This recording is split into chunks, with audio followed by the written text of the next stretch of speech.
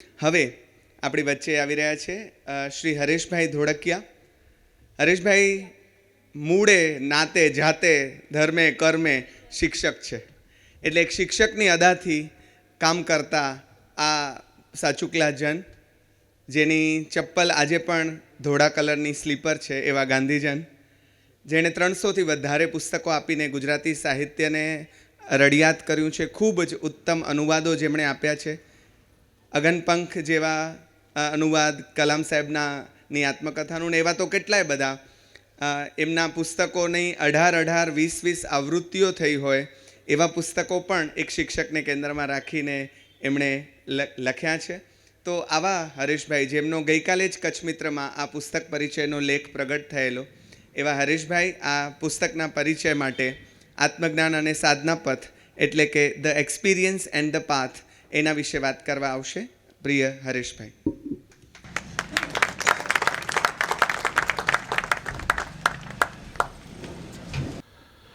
ઝરણામાં બહુ તર્યા, હવે હિમાલય ચડીએ આપણે.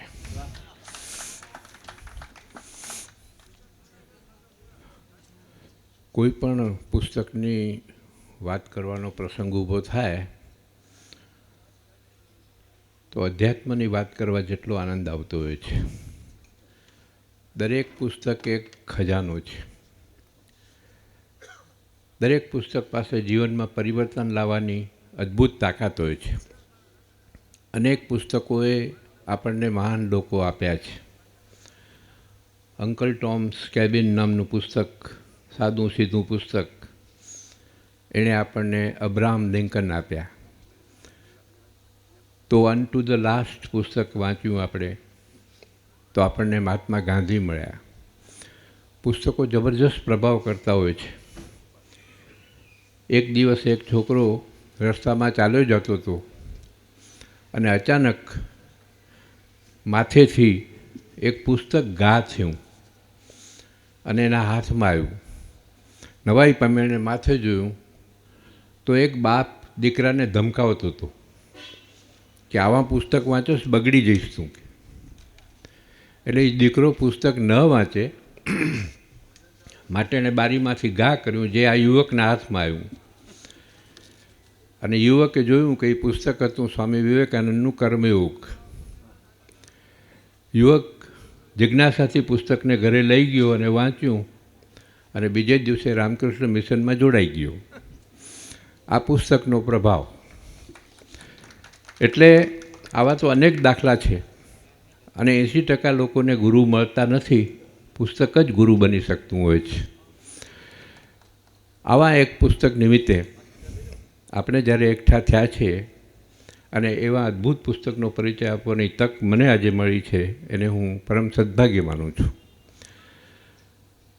આ પુસ્તક છે એક મહાન સાધક મુનિશ્રી અમરેન્દ્રજી મહારાજ. પુસ્તકનું નામ છે આત્મજ્ઞાન અને સાધના પથ. એનો આજે અંગ્રેજી અનુવાદ આપણા સામે આવી રહ્યો છે, એની વાત કરવાની છે. હું 3 સંદર્ભમાં વાત કરીશ. પહેલાં તો અમરેન્દ્રજી વિશે જ વાત કરવી પડશે, પછી એના પુસ્તક વિશે વાત કરીશ, મૂળ પુસ્તક વિશે, અને છેલ્લે અનુવાદ વિશે વાત કરીશ. એટલે 3 એંગલથી આ વાત સમજશું આપણે. મને એકવાર અમરેન્દ્રજી મહારાજના દર્શન કરવાની તક મળી છે. 1970s હું માનું છું કે કોણ આવ્યા હતા? ચંદ્રશેખર વિજયજી મહારાજ. હા, પણ ચંદ્રશેખર વિજયજી મહારાજ આવેલા, ચતુર્માસ ભુજમાં કરેલો, ત્યારે અમે 4 મહિના નોન સ્ટોપ સાંભળ્યા હતા. એક પણ દિવસ અમે ગુમાવ્યો નથી. દરરોજ 8:30 વર્ષથી 9:30 અમે એને સાંભળતા હતા. અને એટલું જ નહીં, પણ એને કારણે અમે ઘડિયાળ મિલાવતા હતા. 8:30માં 1 મિનિટ હોય ત્યારે ચંદ્રશેખર મહારાજ અંદર પ્રવેશ કરે અને 9:30માં 1 મિનિટ હોય ત્યારે એ પૂરું કરે. 4 મહિના ભુજ ઉપર એનો જે ભૂરકી હતી, પ્રભાવ હતો. કેટલાય ગાડીવાળા બિચારા ખાવાવાળા બેકાર થઈ ગયા, કેટલાય પ્રેમી પ્રેમિકાઓ અટકી ગયા. ભુજ ઉપર એક જબરજસ્ત પ્રભાવ. એ ગયા ત્યારે મેં કચ્છ મિત્રમાં લેખ લખ્યો હતો, ભીષ્મ પિતામહની વિદાય.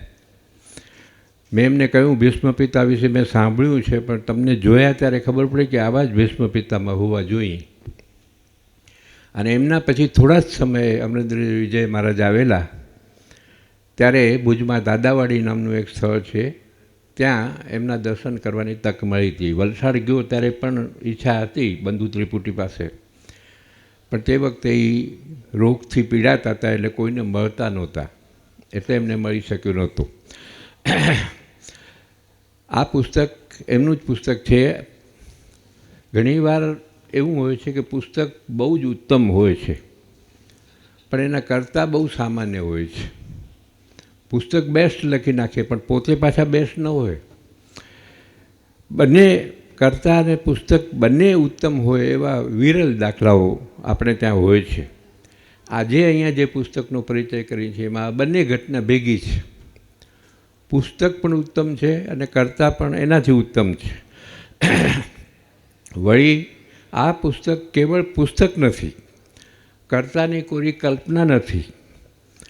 આ પુસ્તક લેખકના જીવનનો અને એની સાધનાનો અર્ક છે.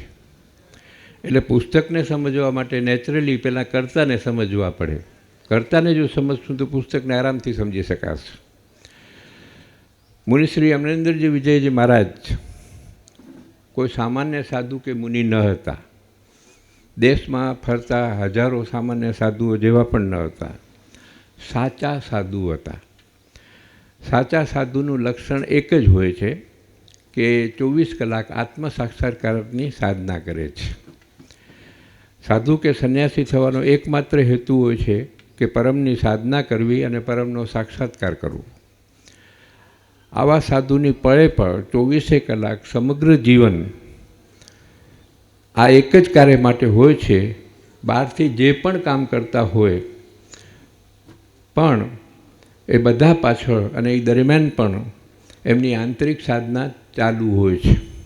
આપણને અત્યારે પણ મુનિશ્રી શાંતિથી બેઠેલા દેખાય છે, પણ એમના ચિત્તમાં શું મંત્રોચ્ચાર વગેરે ચાલતા હશે એ આપણને ખબર નથી. એના ફોટા તો પડતા નથી, એટલે આપણે ખબર પડતી નથી. એમ એ કાંઈ બોલે એને આધારે આપણે પકડી શકીએ કે આ શું કરે છે.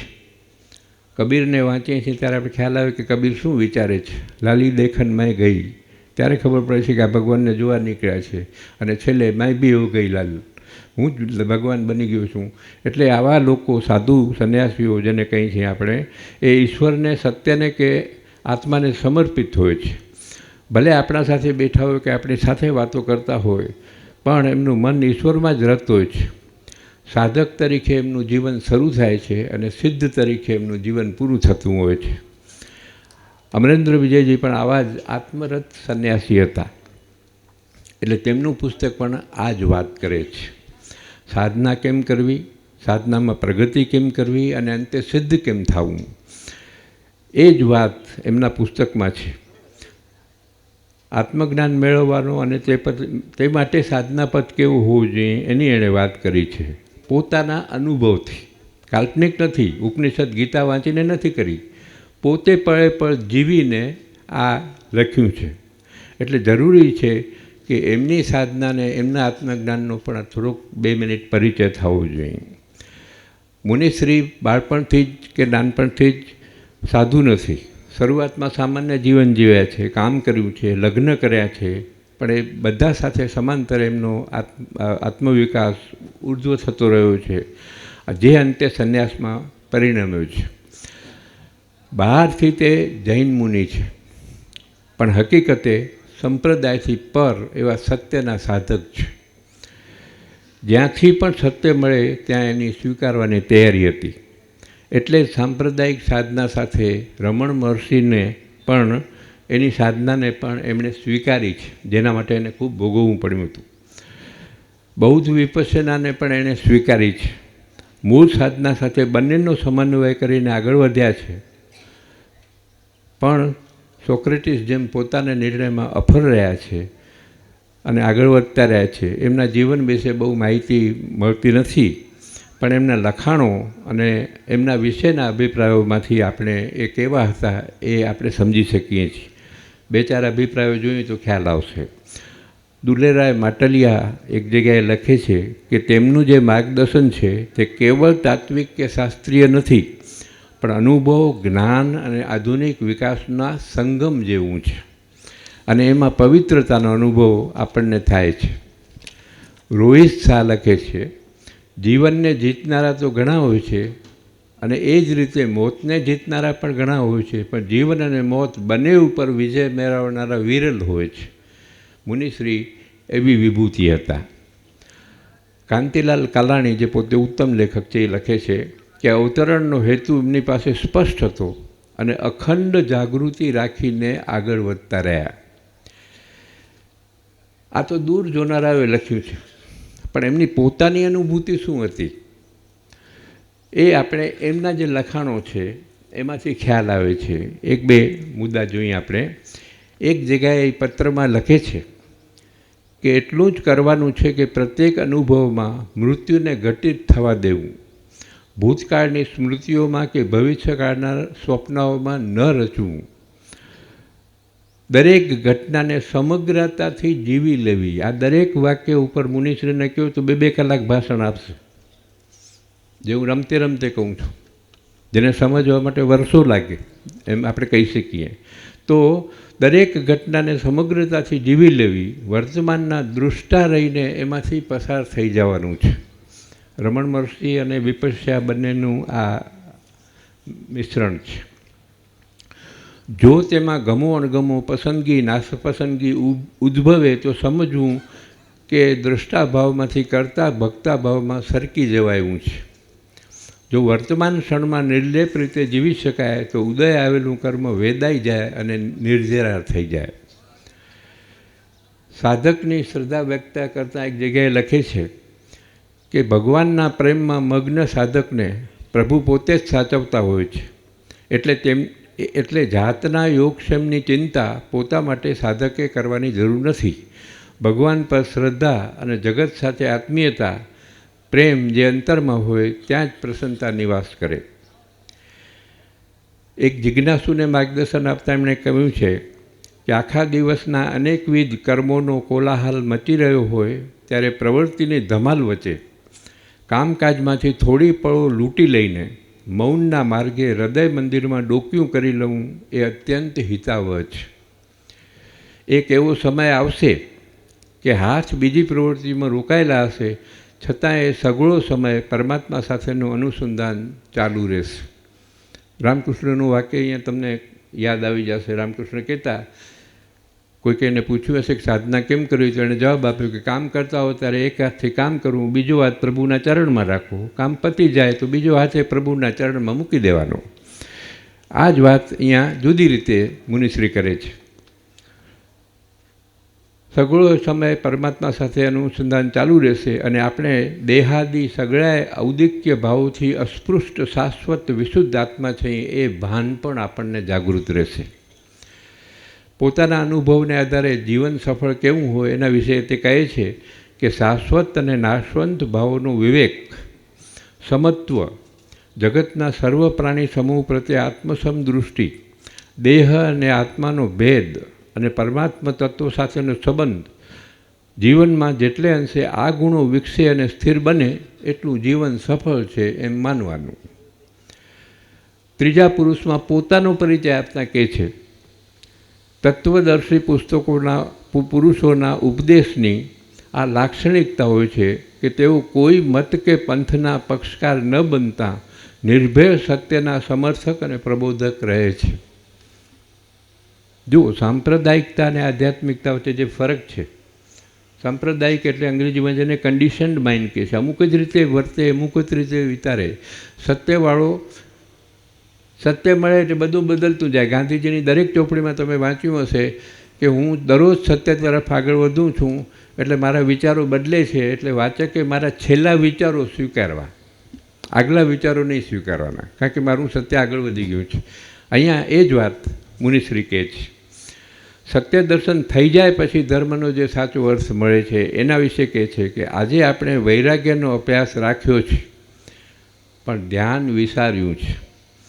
તેથી ઉચ્ચતમ આધ્યાત્મિક અનુભવો અને એની સાથે આવતા ભાવ ઐશ્વર્યથી વંચિત રહી છે. આ વાક્ય બહુ ભયંકર છે.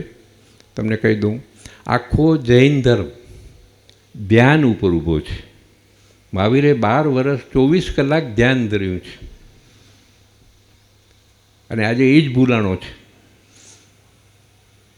એક સાધકને મેં જૈન સાધકને પૂછેલું કે તમે બહુ સારી પ્રવૃત્તિઓ કરે છે કચ્છમાં ને હિન્દુસ્તાનમાં. મેં એને એટલું જ પૂછ્યું, આપ ધ્યાન કેટલું કરો છો? તો કે ના, ધ્યાન કરવાની જરૂર નથી, આ પ્રવૃત્તિઓ બરાબર છે. પણ મેં કહું, મહાવીરે તો આમ કહ્યું છે.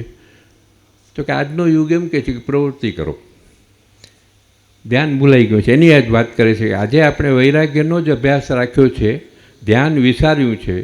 સુદૃઢ સમત્વ ભાવ મેળવવા માટે વૈરાગ્યના અભ્યાસ સાથે ધ્યાન યોગનું બળ ઉમેરા એ જરૂરી છે. આવી તો એમના વિશે ઘણી વાતો કરી શકાય એમ છે, પણ આપણે તો એના પુસ્તકની વાત કરવાની છે, એટલે હવે એનો પરિચય પુસ્તકના માધ્યમથી આપણે કરીએ. અમરેન્દ્રજીનું પુસ્તક છે આત્મજ્ઞાન અને સાધના પથ, મૂળ પુસ્તક. આ પુસ્તક વિશે એક લીટીમાં કેવું હોય તો કહેવાય કે આ પુસ્તક શુદ્ધ ગણિત છે, મેથેમેટિક્સ છે. ગણિતમાં જેમ દરેક લીટી ચોક્કસ હોય તે જ રીતે આ પુસ્તકની દરેક લીટી ચોક્કસ છે, શુદ્ધ વૈજ્ઞાનિક પુસ્તક છે.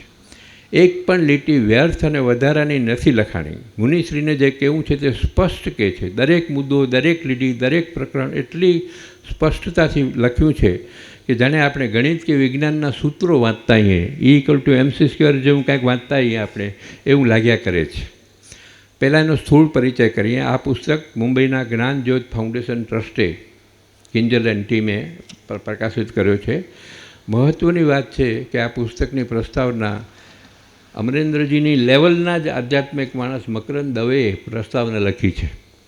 અને એણે લખ્યું છે કે આત્મજ્ઞાન કેવી રીતે થાય અને આત્મજ્ઞાની કેવો હોય તેની સુરેખ અને સજીવ છબી મુનિશ્રીએ દોરી આપી છે. મકરંદ દવે પણ એ લેવલના છે. એક બાજુ વિરાટ કોહલી છે તો બીજુ બાજુ રોહિત શર્મા છે, બે ફટકાબાજી કરે છે.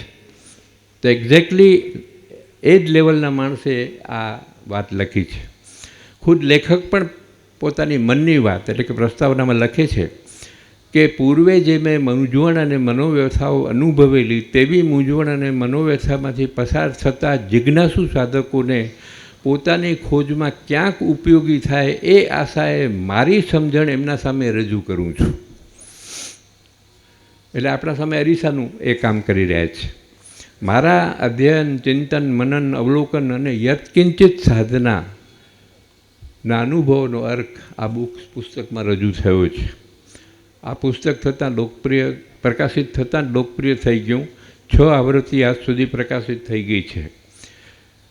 પુસ્તકના 2 વિભાગ છે, પૂર્વાર્ધ સિદ્ધાંત અને ઉત્તરાર્ધ સાધના. એના જુદા જુદા પ્રકરણો છે જે બહુ જ ઊંડાણથી એમણે ચર્ચ્યા છે. પુસ્તક વાંચવાનો આનંદ એટલા માટે આવે છે, નોર્મલી આ પુસ્તક શુષ્ક છે. સામાન્ય સંદર્ભમાં અશ્વિની ભટ્ટનું આ પુસ્તક નથી, યાદ રાખજો. શુષ્ક છે, મેથેમેટિકલ છે, પાછું શુષ્ક છે. પણ જો એમાં રસ પડ્યો તો જબરજસ્ત આનંદ આપનાર પુસ્તક છે. અને એ આનંદ એટલા માટે આવે છે કે એનો વિષય આત્મજાગરણનો છે, સેલ્ફ ડિસ્કવરીનો છે, સેલ્ફ અવેરનેસનો છે. એ વિષય એનો રાખ્યો છે. પાને પાનું વ્યક્તિ સાધક તરીકે કેમ આગળ વધી શકે એનું સ્પષ્ટ માર્ગદર્શન, હેન્ડબુક કહો કે મેન્યુઅલ કહો, જેને આપણે આજની ભાષામાં, એવું મેન્યુઅલ બુક છે આ. અને પાછું માર્ગદર્શન કોરું નથી, પુસ્તકોમાંથી વાંચીને નથી આપ્યું. એની પાછળ લેખકની અનુભૂતિ પણ પાછી બોલે છે. લેખક પોતે જે માર્ગો બતાવે છે તેમાંથી પોતે પસાર થયા છે. એટલે માર્ગદર્શન જીવંત છે, અનુભવથી ધબકે છે. એટલે તે બાબતે કોઈ પણ સંદર્ભ ટાંકે છે તો જાણે પોતાનો જ અનુભવ ટાંકતા હોય, નામ બીજાનું હોય, યશો વિજયજીનું નામ હોય કદાચ, પણ અનુભવ પોતાનો જ એના સાથે પેરેલલ ચાલતો હોય એવું લાગ્યા કરે છે. અને એ સૂચન અનુભવી સાધકનું છે, કોઈ મનોરંજકનું નથી. મહાવીરના સ્તરે કેમ પહોંચવું અને એની ઉજવણી કેવી થવી જોઈએ એના પણ એ સૂચવે છે બાહ્ય કાર્યક્રમો ઉપર ભાર મૂકવાને બદલે ફરાથી બરાબર આ લીટી સાંભળવા જેવી છે.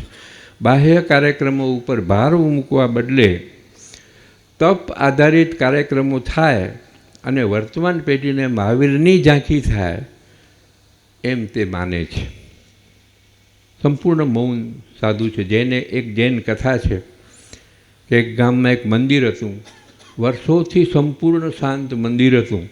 એક પણ અવાજ આવતો નહોતો અને લોકોને ખબર નથી કે આ મંદિરમાં શું થાય છે. અને એક દિવસ મંદિરમાં ઘંટારવ થવા શરૂ થયો ત્યારે બધાએ કીધું શું થયું? તો કે મૂળ સાધુ મરી ગયા, હવે એના ચેલાવ રહે. એટલે ઘંટારવ શરૂ થયો, કારણ કે એને પાસે અનુભૂતિ નથી. પહેલાં મૌનમાં હતા એટલે એને કાંઈ જરૂર નહોતી. એ જ સંદર્ભમાં મહાવીરની 2500મી જયંતિએ આ વાક્ય એણે લખ્યું છે. આવું સૂજન પણ એક સાધક જ કરી શકે અને પોતે પણ આ કાર્યક્રમના માર્ગદર્શક બની શકે એવી આડકતરી સ્વસ્થતાથી વાત કરે છે.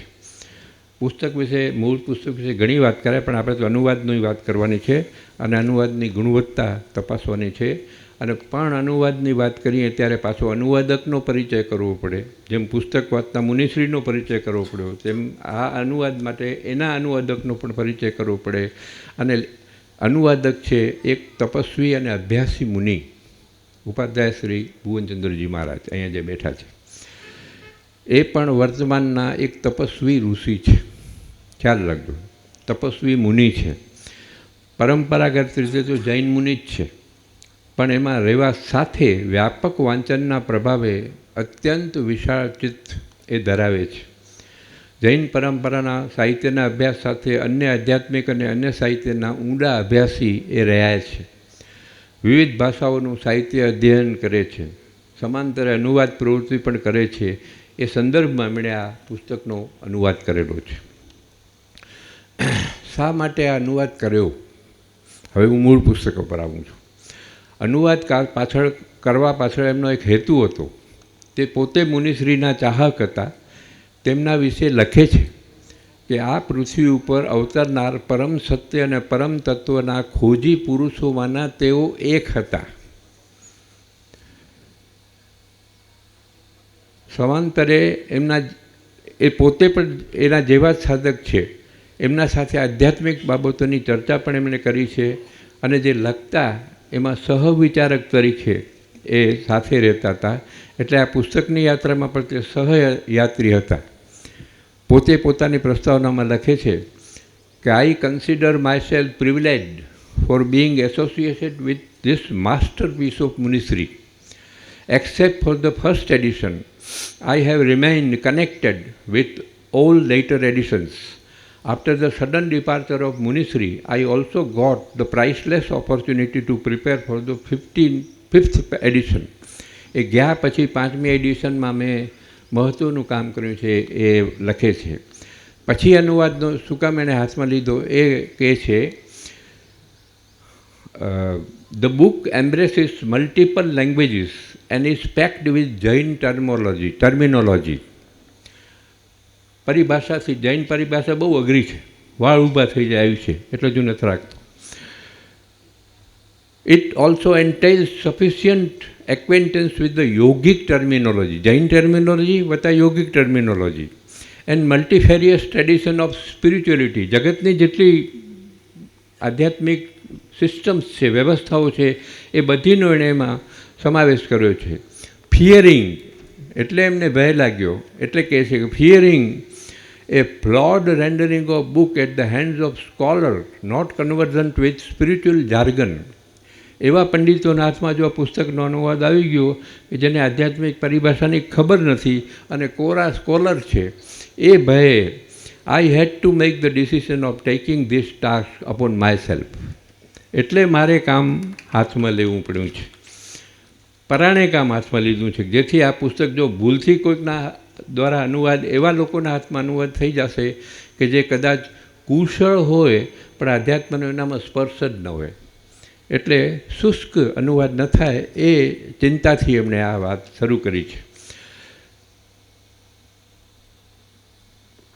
આ કામમાં એમને અનાયાસે અનેક લોકોની મદદ મળી છે. કિંજલે કહ્યું તેમ એટલે સરળ રીતે અનુવાદ એ પૂરો કરી શકાય છે અને આજે આપણા હાથમાં આવી ગયું છે. અનુવાદ કેવો છે? મૂળ મુદ્દો આ. અનુવાદ કેવો છે? પુસ્તક બહુ મોટું છે, લગભગ 450 પાનાનું. સમગ્ર પુસ્તકના અનુવાદની વાત કરવી અશક્ય છે. એ તો જેને રસ હોય તે જાતે વાંચી લે તો જ એનો રસાસ્વાદ શું છે એ ખબર પડશે. થોડી મિનિટમાં તો 2-4 મુદ્દા જ અહીંયા હું કહી શકીશ. એક, આ અનુવાદની વિશિષ્ટતા એ છે કે ક્યારેક જે ગુજરાતી વાંચતા જૈન પરિભાષાને કારણે કઠિન લાગે છે તે અનુવાદ વાંચ્યા પછી સરળ થઈ જાય છે. આ પહેલો મુદ્દો. એકાદ બે ઉદાહરણ જોઈએ આપણેના. ગુજરાતી પુસ્તકના 10મા અને 11મા પાનામાં લેખકે સાધના પ્રક્રિયાનું એક ટૂંકો પરિચય આપ્યો છે. એને તપાસીએ. ગુજરાતીમાં એ લખે છે, ધ્યેય શું છે સાધનાનું? ધ્યેય મુક્તિ, સર્વ કર્મરહિત થઈ સ્વરૂપમાં સ્થિતિ. બહુ અઘરું, એક શબ્દ અઘરા છે. અહીં જે વ્યક્તિ આધ્યાત્મની પરિભાષા જાણતી ન હોય તેને આ શબ્દો સમજવામાં તકલીફ પડવાની છે. પણ અંગ્રેજી અનુવાદને એ સરળતાથી આ રીતે મૂકે છે. અનુવાદમાં કહે છે, goal, liberation, to reach the state of being one with one's own self by expunging all karmas. કંઈ પણ પરિભાષા જાણતા ન હોય તો અંગ્રેજીમાં તમને ઇઝીલી આ વાત સમજાઈ જાય છે. એમાં જ આગળ કહે છે કે ચિત્તની નિર્મળતા સંપાદન કરવા માટે, આ ગુજરાતી ભાષામાં છે, ચિત્તની નિર્મળતા સંપાદન કરવા માટે સ્વાધ્યાય અને શાસ્ત્રાભ્યાસ અને તત્વચિંતનમાં મન પરોવી સતત અંતર્મુખ રહેવું જોઈએ, જેથી બાહ્ય વિકલ્પો આપોઆપ ટળી જાય અને મૈત્રી આદિ 4 ભાવનાઓ અને અનિત્ય આદિ 12 ભાવનાઓથી ચિત્તને હંમેશા વાસિત કરતા રહેવું જોઈએ. દરેક શબ્દ જબરજસ્ત શબ્દ છે, પણ અનુવાદમાં એ શું લખે છે? For achieving purity of mind, one should involve mind in swadhyaya, study and contemplation on the basis of scriptures, which will help one to remain introverted and in turn ameliorate the toss and turn of one's mind due to obsession with external objects. Along with it, 4 bhavanas, noble contemplation, Maitri, universal love, etc., and further 12 contemplations, truth of impermanence, etc., should be repeated till they establish in one's mind. હવે જો અહીંયા હું સમજાવું. ગુજરાતીમાં શબ્દ લખ્યો છે એણે વાસિત કરતા રહેવું જોઈએ. 60% જૈનને પણ વાસિત ન સમજાય. પરંપરાગત શબ્દ સાંભળતા હોય, પરંપરાગત રીતે સાંભળવું અને જાગૃત રીતે સાંભળવું એ બે જુદી વસ્તુ છે, ખ્યાલ રાખજો. નોન જૈનને તો ખબર જ ન પડે કે આ વાસિત એટલે શું. બધું સમજ્યા પણ આ વાસિત એટલે શું. જો એનું કેટલું સરળ અંગ્રેજી કર્યું છે એણે કે should be repeated till they become establish in one mind. જ્યાં સુધી મનમાં એ પચી ન જાય ત્યાં સુધી એનું ઉચ્ચારણ વ્યક્તિએ કરવું જોઈએ. અઘરામાં અઘરો શબ્દ એને સીધો બોલ નાખીને અમારા જેવા લોકો માટે જે અપરિચિત છે આ પરિભાષાથી તદ્દન સરળ કરી નાખ્યો છે. એવો જ એક બીજો અનુવાદ જોઈએ. ગુજરાતી ફકરો પરિભાષાથી છલકાય છે. બિન જૈન માટે તો સમજવો અઘરો પડે છે, પણ જો અનુવાદ વાંચે તો સમજાઈ જાય. મૂળ વાક્ય ગુજરાતીમાં આ છે, જોજો સમજાય તો હાથ ઊંચા કરજો. જોકે બધા જૈન છો એટલે પ્રોબ્લેમ નથી. સર્વ કર્મરજથી મુક્ત થવા ઈચ્છતા મુમુક્ષુએ અંતે તો આ ક્ષયિક માર્ગ અપનાવવો પડે છે. આથી જૈન સાધના પરંપરાના સાધુ કે શ્રાવક માટે સઘળાએ વ્રત નિયમ, કર્મકાંડ, વિધિ નિષેધનું લક્ષ્ય આત્મજ્ઞાન અર્થે ધ્યાનની પ્રાપ્તિ અને પુષ્ટિ માટે રહ્યું છે. આ બાબતે મુમુક્ષુ કશી અવઢવમાં ન રહે. માત્ર શાસ્ત્રકારાએ ફોડ કરીને વાત કરી છે કે શ્રી જીન વાણીનો પ્રેમ અને આવશ્યકતાદી ક્રિયાનો અનુરાગ સ્વર્ગ સુખ અપાવી શકે, મુક્તિ નહીં. મુક્તિ માટે તો મુમુક્ષુએ જ્ઞાનયોગ, જેનાથી ઇન્દ્રિયોના વિષયો પ્રત્યે સ્વયં ઉદાસીનતા જન્મે છે એનું અવલંબન લેવું રહ્યું. મુમુક્ષુ જેટલા પ્રમાણમાં પોતાના દેહ મન વગેરે પર્યાયો સાથે તાદાત્મ્ય ન અનુભવતા તેમને પોતાના જ્ઞાનને વિષય તરીકે માત્ર જુએ, પોતે અળગો રહી તનમનમાં રહેલા પરિવર્તનને એક નિર્લેપ પ્રેક્ષની જેમ રાગદ્વેષ વિના દૂરથી માત્ર સાક્ષી ભાવે જોયા કરે, એટલા અંકે અહીંયા મુક્તિનો આસ્વાદ પામી શકે. હચમચી જાય આ વાક્ય, ખતરનાક છે આ, જેને કહેવાય વાક્ય બુમરાહની બોલિંગ જેવું વાક્ય છે. માન સમજાય કે આ શું બોલિંગ નાખે છે. હવે આનો અંગ્રેજી અનુવાદ જુઓ, કેવો ઇઝી આમ સીરા જેવો કરી નાખ્યો છે એણે. અનુવાદ કહે છે, an aspirant who aims at emancipation from all dust of karmas has to resort to this annihilatory path at the end. Hence, the aim of all vows, restrictions, rites and do's and don'ts laid down for Jain monks or laity of accomplishing and fostering the faculty of meditation, so that one can obtain experiential knowledge of the self.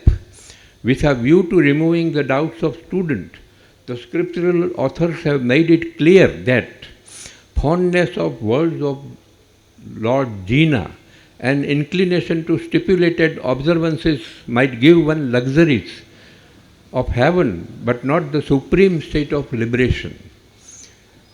For liberation, one has to resort to the path of experiential knowledge that naturally procreates aloofness towards sense gratification. An aspiration can get the test of liberation right here to the extent he does not identify himself with the body, mind, etc., and just holds them as mere objects of his perception and remains witness and disinterested spectator without craving a aversion. અત્યારે Gujarati English વચ્ચે મેળ નહીં બેસે, કારણ કે માત્ર શ્રોતાઓ છીએ આપણે, એક પછી એક ભાષણો સાંભળતા જઈએ છીએ, મગજ ગૂંચવાયેલું. પણ જ્યારે એકચ્યુઅલી સિરિયસલી વાંચતા અહીંયા આપણે બંને પુસ્તક હાથમાં રાખીને મૂળ અને ઇંગ્લિશ અને પેરેલલ કમ્પેરિઝન તુલના કરતા હોઈએ, ત્યારે આ અનુવાદની બ્યુટી, એનું સૌંદર્ય આપણે પકડી શક્યા છીએ. મેં પકડ્યું છે એટલે હું અનુભવથી કહી શકું છું. આવા ઉદાહરણો ઘણા બધા છે. 425 પાનામાં તો કેટલા ઉદાહરણો હોઈ શકે, પણ સમયની મર્યાદા ના પાડે છે. પણ એટલું ચોક્કસ કહી શકાય કે ગુજરાતીમાં વાંચવાની તકલીફ પડશે, અંગ્રેજીમાં નહીં પડે, એટલી ગેરંટી હું આપી શકું છું. કારણ કે મેં બંને પુસ્તક પેરેલલ વાંચ્યા છે. એટલે ગુજરાતી પરિભાષાનો શબ્દ અંગ્રેજીમાં આરામથી સમજી શકાશે. ઘણીવાર આપણે કૃષ્ણમૂર્તિના પુસ્તકો ગુજરાતીમાં વાંચીએ છીએ હોંશથી, પણ પછી ખબર પડે છે આ તો બહુ અઘરા છે, એટલે મૂળ અંગ્રેજી જ વાંચવા માટે જવું પડે છે ને તે સરળ થઈ જાય છે. અહીંયા એનાથી ઉલટું થાય છે કે મૂળ ગુજરાતીમાં વાંચવા બદલે જો અનુવાદ વાંચશું તો તે વધુ સરળ બને છે. હા, વિષય બહુ કઠિન છે. આ કોઈ થ્રિલર નથી, કમઠાણ નથી, આ થ્રિલર નથી, બહુ જ અઘરો વિષય છે, ટેકનિકલ વિષય છે. એના સંદર્ભમાં સમજવો અઘરો પડે એ સ્વાભાવિક છે, પણ થોડોક આધ્યાત્મ માર્ગનો પરિચય હશે તો ટેકનિકલ શબ્દો નહીં નડે. જેઓ ગુજરાતી જ જાણતા નથી અને પુસ્તક સીધું અંગ્રેજીમાં વાંચશે તો તેને સરળતા સમજાશે. હા, દરેક વાક્ય મનનીય છે, એટલે ઝડપથી તો નહીં વાંચી શકાય, પણ વાંચતી વેળા શાસ્ત્રીય રીતે એને તકલીફ નહીં પડે. મુનિશ્રીએ મૂળ મુદ્દાને ધ્યાનમાં રાખવા સાથે સામાન્ય વાચકને પણ ધ્યાનમાં રાખ્યા છે, એટલે તેમણે બંને એટલા સરળ શબ્દોનો ઉપયોગ કરી પુસ્તકને હળવું રાખવાનો પ્રયત્ન કર્યો છે. કારણ કે પુસ્તક પોતે જ અઘરું છે, પણ એમણે બહુ જ મહેનત લઈને શું તકલીફ પડી હશે ભગવાનને ખબર. ગુજરાતી વાચકને એમ કહી શકાય કે અનુવાદ વાંચશે તો મજા આવશે. આવા અદ્ભુત પુસ્તકનો અંગ્રેજી અનુવાદ કરીને મુનિશ્રીએ હજારો વાચકોને, ખાસ કરીને હજારો સાધકોને ઋણી બનાવ્યા છે. આ પુસ્તકનો જો અનુવાદ ન થયો હોત તો ગુજરાતી ન જાણનારા સાધકોને એક મનનીય અને સાધનાના માર્ગમાં વ્યવહારુ માર્ગદર્શન આપતા પુસ્તકનો લાભ જ ન મળત. આ અનુવાદથી વૈશ્વિક સાધકોને એનો લાભ મળવાનો છે. આવા હજારો સાધકો અને વાચકો, અજ્ઞાત સાધકો અને અજ્ઞાત વાચકો વચ્ચે હું મુનિશ્રીને વંદન કરું છું, અને ભવિષ્યમાં આવા જ અન્ય ઉપયોગી પુસ્તકોનો મુનિશ્રી પાસે પાસેથી આપણને અનુવાદ મળતો રહેશે. એટલા માટે દીર્ઘાયુષ્ય ભોગવે એ હું ઈચ્છું છું. ધન્યવાદ.